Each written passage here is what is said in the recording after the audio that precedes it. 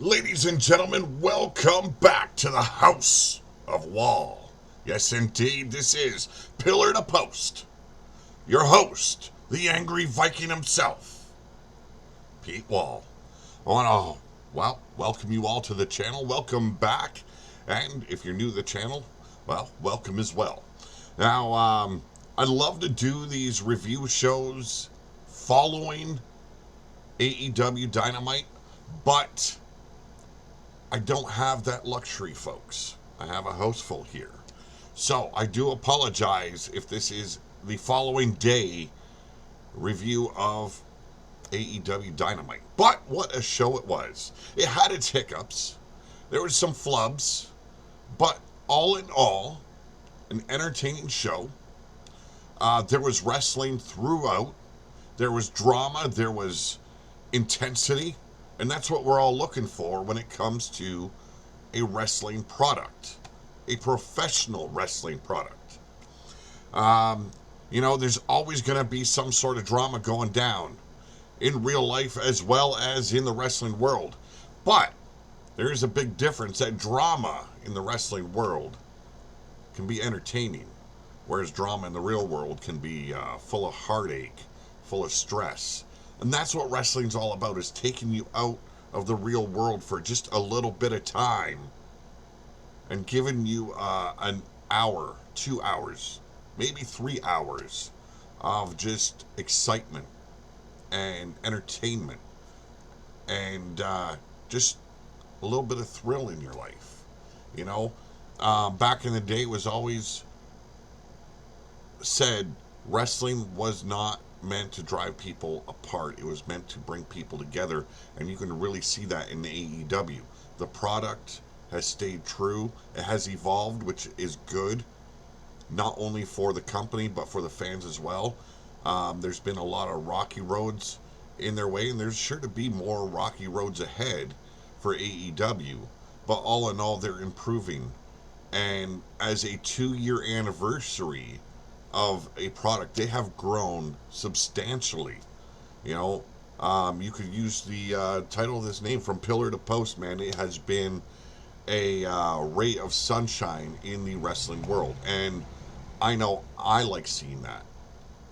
I know a lot of wrestling fans like to see the change that has taken place due to what AEW has done. They're opening doors to other companies. They're mending bridges as well as welcoming people into their roster or their show. It could be a one-time thing. It could be a two show thing. But either way, they're opening that door, allowing other people to get the spotlight through AEW. And I respect that about a company. Now, there are things, I think, such as, like CM Punk said, for the time being, he wants to be exclusive. He wants to be AEW. And I think that is, in a way, a better draw when it comes to certain wrestlers. They should be the spotlight of AEW. The reason why people want to come. Well, this is the only place we're going to see those people. But for the ones that aren't as well known out in the world, it's good for them to step out of their element of AEW, go off to a different company, showcase what they can do there, pick up a rivalry every now and then, bring those rivalries over to AEW a little bit for a little bit of extra spotlight, or such is the case of Chris Jericho, where he, left WWE, went to New Japan Pro Wrestling for a little bit, and then signed with AEW. These guys have the options, but then you've got a guy like Kenny Omega. It's supposed to be the face of the company, and you basically see him everywhere you go. I think sometimes that can be a bit of a hindrance because, we don't need to go AEW because we can go over there and we'll see him there too. Now, that gives other companies a chance to grow as well. I do accept that and I do agree with it, but I think it should be cut down just a little bit, make them more of a mainstay attraction, and just step out of the element a little bit here and there to help promote another company, help promote another wrestler in a different company, or just spread the love a little bit. But that's enough of me going on about that. Let's get in with Dynamite. It was October 6th edition of Dynamite, the 2 year anniversary, and it was out in Philadelphia. And the Philadelphia crowd was hungry. And we all know Philadelphia, they're big fans of wrestling. How they had ECW, and look how big ECW got before they crumbled, just because of the hardcore fans that they had. That fan base was so strong, so hungry for what they delivered. And, you know, we didn't get that sort of violence here on the show, such as ECW provided, but we got a hell of a show nonetheless. Now, like I said, there was its ups and downs, but we can't always get what we want, right? So, excuse me.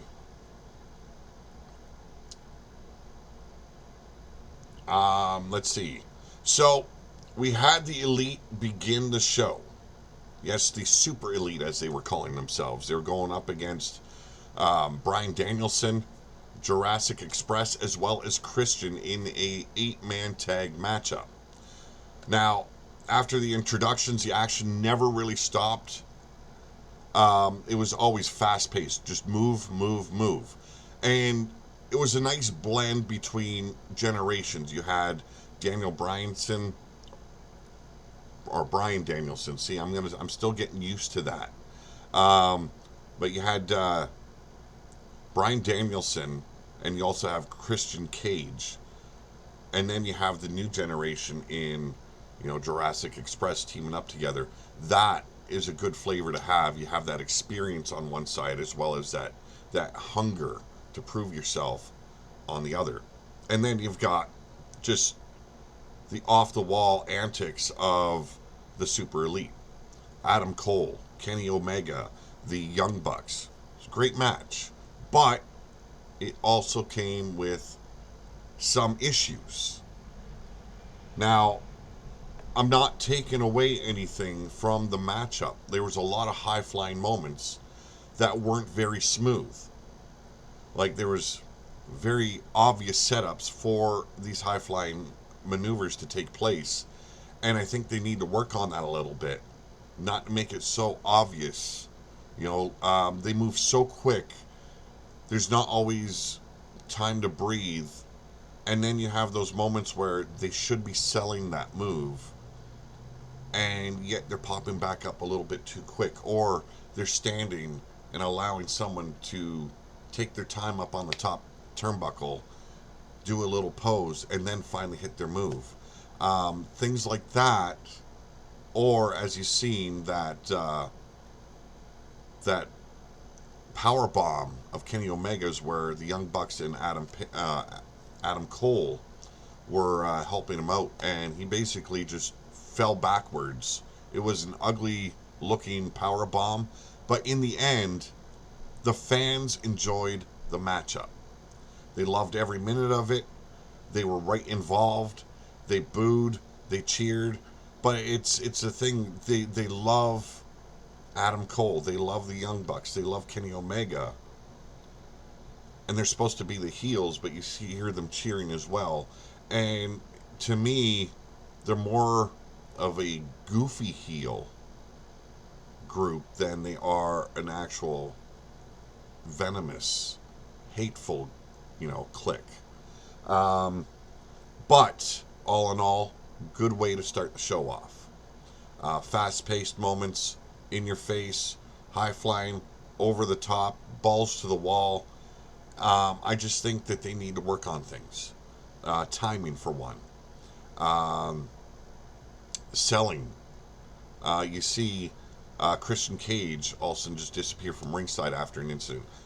I don't know if it was an actual injury or if it was just a kayfabe injury. But that is what I'm talking about. The older guys, the old generation, they know how to sell an injury. They know how to sell a moment. And that's one thing I'd like to see from the new generation, picking up from the older generation, is the sell. You got to be able to sell pain so that way it's a little bit more believable. Now, I understand wrestling isn't so secretive anymore. It's all out there for us. But the element of realism is still craved at times, and I'd like to see that a little bit more prominent in a match when we're watching AEW. All in all, though, like I said, great way to start the show off. A lot of impact there. Now, afterwards, CM Punk came out, and he got a huge pop. Even threw himself into the fans a little bit, got a little bit of up close personal love from the fans. He did not surf the crowd. There are some rules against that these days, but CM Punk always will get a big serious pop when it comes down to it. And there was a little bit of taunting going on, asking the fans if they'd rather have him take them all out for a steak, Philly cheesesteak sandwich afterwards. While he was messing around with it, he said cheesecake as well, or wrestle. And there we got to the crux of the moment in challenging Daniel Garcia, the man that attacked CM Punk along with his crew members a couple of weeks back. So Rampage will be CM Punk in Philadelphia against Daniel Garcia. And we got a vignette afterwards with Arn Anderson standing out in the front of the mansion of Cody Rhodes. He had the old oil barrel burning his coat's jacket and letting everyone know that things weren't so kosher in the Nightmare family. Cody has been doing his own thing a little bit too much as of late. A little bit more Hollywood than he should be. And Arn Anderson was done with it. He's letting him know things got to change. Finally, Cody Rhodes sees him from the second floor balcony. He makes his way down.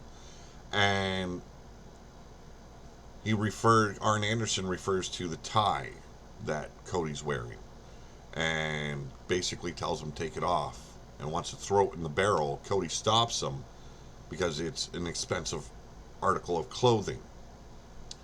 And let him know right away, Arn Anderson did, that this was the problem. He was all about appearance and not much about providing the impact the wrestlers need. So I'm a little bit eager to see where this goes. I always have loved Arn Anderson. He's very direct. He's very in your face. We've seen that from the promo from him last week. So it's good to see that the old guy still has it. And the fans are always going to give him props when he opens his mouth, because the guy has always been a straight shooter and always can get in your face really quick. And let's see where the story leads. Following this vignette, though, it was time for the TNT Championship title defense. And we'll talk about the TBS Championship momentarily, actually following this. Sammy Guevara accepting the challenge of Bobby Fish. Bobby Fish, you all know him from NXT, the gold and silver brand, had a nice following. And this match, it looks like they're still giving Sammy Guevara that underdog kind of mentality, because he got his ass whooped quite a bit in this matchup. He took a beating. He also delivered, but it was more about him overcoming the odds, and he overcame the challenge, retained the title against Bobby Fish. Bobby Fish now all elite. But to me, as a title match, I would have liked to have seen more. I would have liked to, I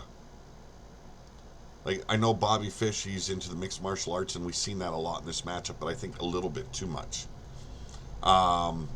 Repetitive knee strikes continuously, and I know it's a way to soften up the core of someone's body, but I would have liked to have seen more technicality. I would have liked to have seen a little bit more from Bobby Fish as well as Sammy Guevara in this match. But all in all, still a good match. I'm not picking this apart just to be an asshole. I enjoy watching AEW. So don't take my opinion the wrong way. I'm not shitting on this just for the sake of shitting on something. I am giving you my opinion and things I wish I could have seen done a little bit differently. Now, following the matchup and the retaining of the belt, the American top team came down to ringside, circled the ring, and then entered and just laid the beats down on Sammy Guevara. Finally, Fuego del Sol came down to help his buddy, but was treated to a hell of a thumping, if you know my gist. Did not stand a chance, just got his ass handed to him in a big way. Finally, Chris Jericho and Jake Hager hit the ring. They saved Fuego del Sol as well as Sammy. Dan Lambert and his crew exiting the ring, but up on the ramp decided he was going to confront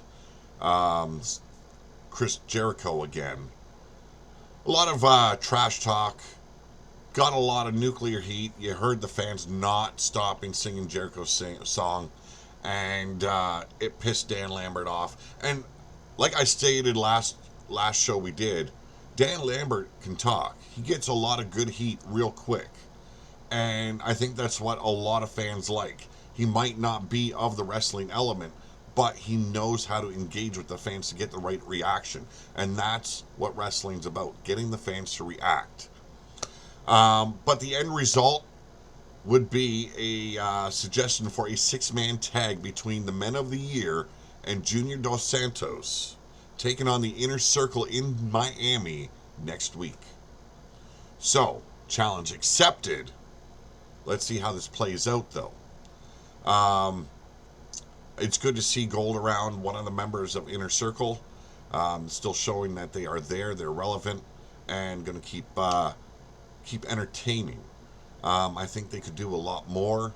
They started off with a lot of hype, a lot of in your face, and now it seems like they're stuck in this 6-man tag, or just not enough. It's more of a collective thing than it is separate things. Now I know it's a collective, but it should not always be that way. Now, Darby Allin would face Nick Camarda next. It wasn't a long match. It was a very brief match, to be honest. And most of the action would take place during the ad break with picture-in-picture, which was sad because it was hard for me to focus on it. But there was more to come following the match. Now, Darby Allin would pick up the win. Like I said, it was a quick match. Darby Allin, like always, the underdog, got ragdolled by Nick Camarda for a long time. Finally able to get a little bit of advantage. Darby Allin would take over, do the coffin drop onto the back of Nick Camarda, get the 1, 2, 3, and it was all done. But as the celebration would take place, Sting would enter the ring, and QT Marshall would hit Sting as he turned around with the cutter. Talk about a no-sell moment for Sting. No-selling the diamond cutter by QT Marshall, or QT Marshall as he wants to be called, popped right back up, stood behind the gloating QT Marshall, and as he turned around, just bam, hit him with the Scorpion Death Drop. Much needed. So, this is going to go further with QT Marshall and his crew. I love Darby Allin. I love seeing what he can do in that ring. I don't necessarily think he needs Sting in his corner at all times.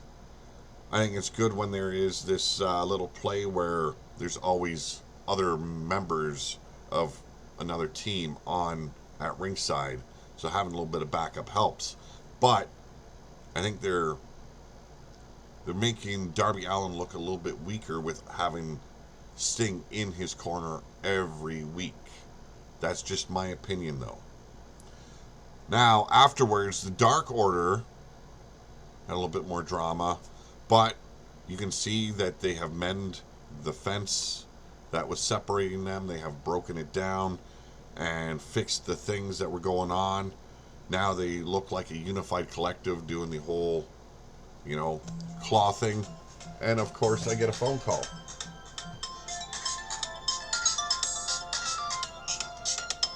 You know what? They can wait. That'll probably piss someone off. But following that, Dante Martin had a little bit of a little time in the ring. He made a challenge to anyone willing to face him because the kid is a standout star. He's already made an impact here in AEW. The kid can do things I have never seen other wrestlers do, and it's appreciated, and it's nice that he's allowed to showcase that type of agility, those types of skills that he has acquired over his young career. Suddenly, however, lights go out. Guess who appears behind him? Malachi Black. Now, they had a little stare down at first, and then the black mist sprayed in the face of Dante, hit him with black mass, out like a light. The lights go back out. I assume Dante Martin was down on the arena floor, and when Malachi addressed the camera, he made it very clear that the House of Black accepts the challenge.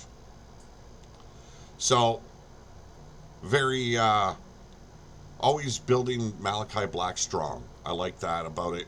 They're keeping that Dark Father appearance of his going, and making him as dangerous as a lot of people want to believe he is. I've always loved Tommy End, Malachi Black, whatever you want to call him. Always loved what he can do in the ring. He makes you want to watch what he's going to do next. What he did with Cody Rhodes, the first encounter, so quick, so down, so quick. It was refreshing. But they're not overdoing it with unneeded appearances. They're building them up in a way where it's slow. And let's see where it brings Malachi Black. Let's see where it brings Dante Martin. Because that, I believe, is going to be a hell of an encounter between these two. The abilities that Dante Martin has, as well as the abilities of Malachi Black. Hey, just an outstanding match it's going to be. I do apologize for the noise. Now, following that, Serena Deeb would face Hikaru Shida. This is touted as possibly being Hikaru Shida's 50th win in AEW. The first to reach 50. They even had a little glass trophy all done up for her. Serena Deeb, tough as nails. There's a reason why they call her the woman of 1,000 holds. And the moniker given to her none other than the man of 1,000 holds. So you got to respect what she can do in that ring. She is a submission expert. And it was a hard-fought match, but we've seen another side of Serena Deeb. She returned recently from injury, and we've seen her playing some underhanded tactics, raking the eyes, doing things we would not normally see Deeb do in an AEW environment. So I'll let you know she meant business, and she wasn't playing nice anymore. She was there for one thing. That was to stop Hikaru Shida and take a win. And what better way than to just get a little bit down and dirty, get your fingernails a little bit dirty every now and then. You know what I'm saying, folks? Okay, life ain't easy, so why should wrestling be portrayed as easy? Do what you need to do, especially if you are going to have a change of attitude. You go from a babyface to a heel. You got to let the fans know you're not there to make friends. You're not there to be nice. You're there for one reason only, and that's to get that W at the end. Serena Deeb did just that in this match. Beat Hikaru Shida. Made her tap out, which I didn't see coming. That was a nice flavor. Seeing the trophy out there, I had the suspicions this would be a good opportunity for AEW to turn the tables on Hikaru Shida. make sure she did not get that 50th win then and there. They did just that. Now, what I liked was Serena Deeb really made Hikaru Shida work in this match. It was supposed to be a landmark matchup for her. 50th win. Setting up the storyline with the trophy. But in the end, taking a loss. I think this will go a little bit further. I think Hikaru Shida needs someone like Serena Deeb to elevate her a little bit more. Now, I meant to talk about the TBS title after the TNT title matchup. I did forget. I do apologize. Let me grab a sip of coffee here, and I will get on with that. Now, it was revealed that Tony Khan had a new title, and a lot of speculation was given that there was going to be perhaps a mid-card title for the women finally, or a tag team title for the women. Those were the things that were mostly needed. And I think making the right choice of a TBS championship title for the women's division was correct. Now, in my eyes, I don't see them as a mid-card title. I see them as a television championship title that could be defended weekly or bi-weekly. It doesn't really matter. But it would help elevate the women a little bit before they reach the point where they can challenge the world women's champion. So, Hikaru Shida and Serena Deeb meeting in that tournament that they're setting up for it, I think it would be a smart way. Now, maybe they go through the tournament and they're the final two left standing. A lot of people would like to see Jade Cargill take the win. A lot of people like the new chick. Sky Blue, something like that. But I think it'd be a perfect way. Shida, already a former world champion, could be the first TBS champion. Serena Deeb could be the first TBS champion. Who knows? I think what AEW is doing with the TNT title as well as the TBS title, AEW also going to be able to be viewed on TBS or completely moving over to TBS. I didn't really catch all of that, but as television championship titles, representing the channels, the company that gave you your TV spot, such as Time Warner did for AEW, I think it's a nice way to show respect for TNT as well as TBS for having them air AEW on their channel. Hell, props to Tony Khan for even doing it. You don't see any other wrestling companies doing this for the television company that actually takes their product on. So it's nice to see.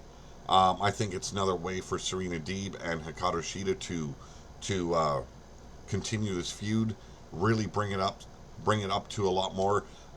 Serena Deeb really showcased that Hikaru Shida's been overplaying some of her maneuvers, setting up the chair on the outside, taking her time to take the jump off and hit her kick. Jim Ross also pointed that out with the knee strike while Serena Deeb was face down on the apron. So, Serena Deeb really pulled apart Hikaru Shida's game plan in this match, and it's a nice way to move it forward. Enough on that. But before the main event, Darby Allin was notified that MJF challenged him next week to a match. So Darby Allin accepts this is all taking place in the parking garage.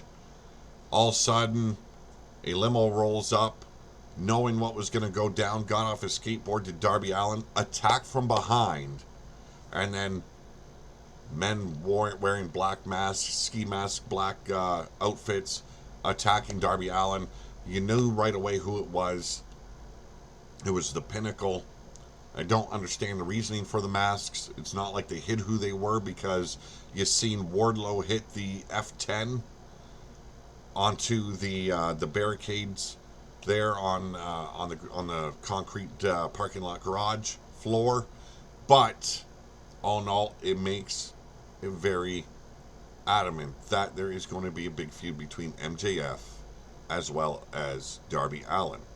So it'll be interesting where this will play out. Now, that match was already canceled later on in the show before the main event started due to Allin not being cleared to compete next week.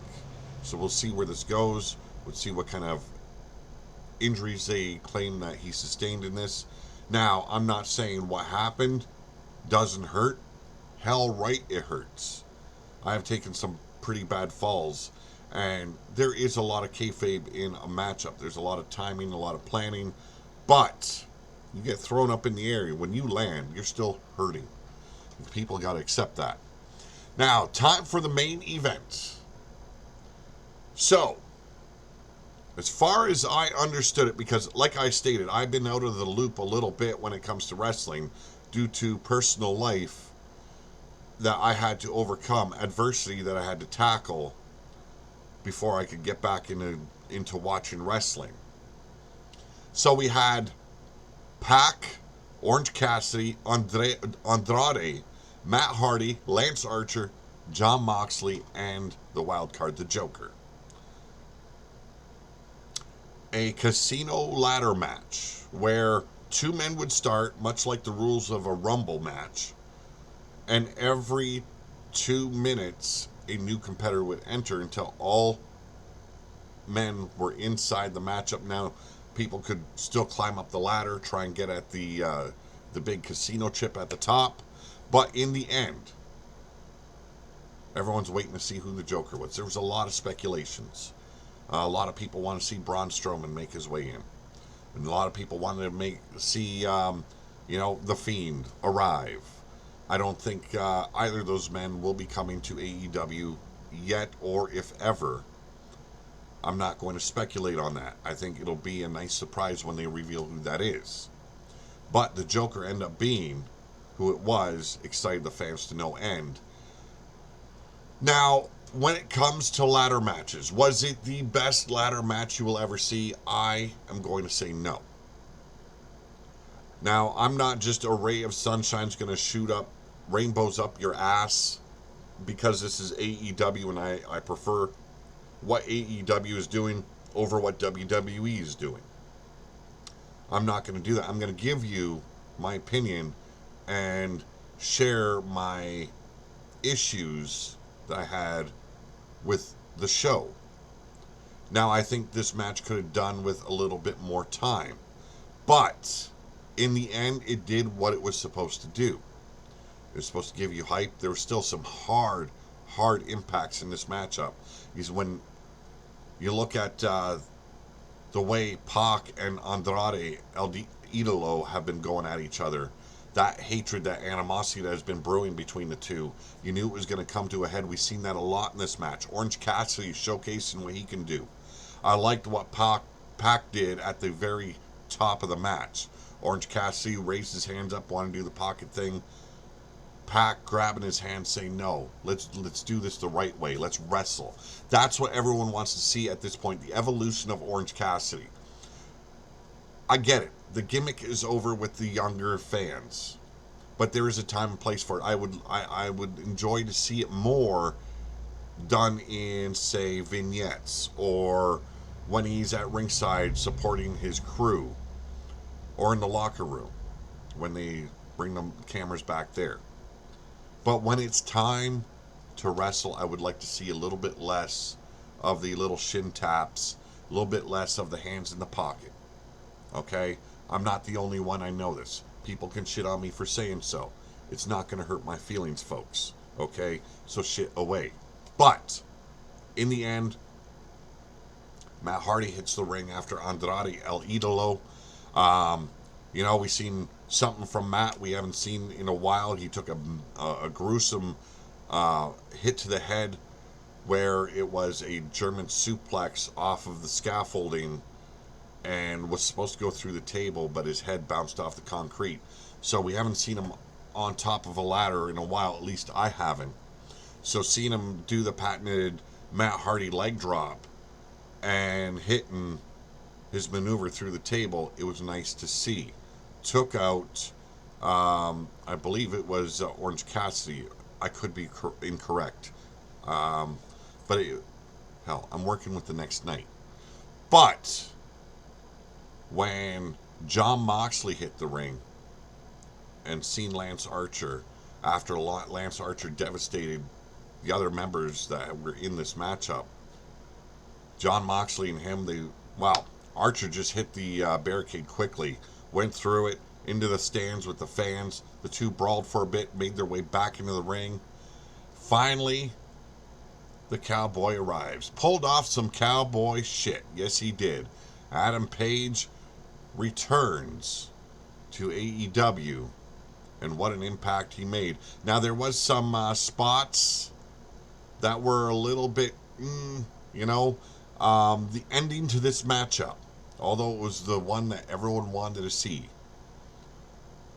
I just didn't get the whole, what did John Moxley slip off the rung of the ladder, fall down, or what? Because I didn't see no shot hit or shot taken on him at that point. Yes, he was hit.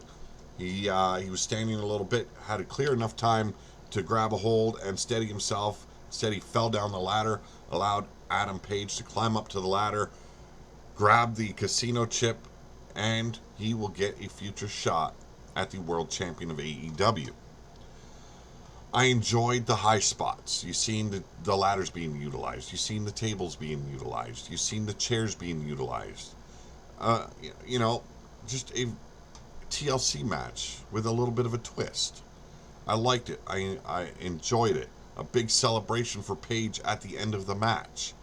The fans have been waiting to see him back, waiting to see where this was going to go. And the story they've built around Adam Page and Kenny Omega for the last, year, I think it's a good one. I think when it finally gets there, I think the fans are going to erupt, going to explode. He did a great job fighting off John Moxley. You've seen him hit that clothesline as he flips over the top rope. I can't remember what it's called. You've seen him hit the dead eye off the top of the ladder. That was ugly looking. It looked like Page had hurt his leg and could have very well made the guy land on his head, but both were okay. The winner and eventual contender to the AEW World Champion is the Cowboy, Adam Page. Now, all in all, it was a good show. It was a show that you want to sit there and watch. You want to see what happens. There was some moments, you know? There were some things that could have been a little bit cleaner, a little bit less obvious. But all in all, it was a good show. It was a show that had the fans cheering on their feet and waiting for more. CM Punk coming out and challenging for next Rampage was good. You know, the ladder match, although I could have seen a little bit more of it, it was still a good ladder match. Not the best ladder match I've ever seen, but maybe we get there. 2 years old this company is. We can't expect too much from them, but we can expect more, better, and they will get there eventually. So, all in all, I'd say this was a B plus show. You know, that's my opinion. And yes, I sat throughout the show. I enjoyed it. I had fun. But when it comes down to it, I'd say a B plus show. And that's not a bad thing. Let's see how Rampage goes. I will be watching Rampage this week. I didn't get an opportunity last week to watch it. And I heard there was some good stuff in. I've seen some of the things that went down, but I did not watch the full show. So, Friday, I will be watching Rampage for the very first time, and I will do a review on that the following day if I've got, or unless I've got the time the night of, I will make sure that is up there. I want to thank each and every one of you for joining me here this morning, early afternoon. It is 12:12. If you are new to the channel, make sure you subscribe. If you are new to the channel, make sure you hit the notifications as well as hit the thumbs up. Everybody, keep on supporting the channel. Also, in the description below, you will also see that there is a link for an Audible trial. You get a 30-day free membership where you can test out an audiobook of your choice. Make sure you do that. It helps the channel. It helps me. And you get something out of it. So I want you to have a great day. Have a good afternoon. But always have a better tomorrow. I'm Pete Wall. This is Pillar to Post. But for now, I am out of here.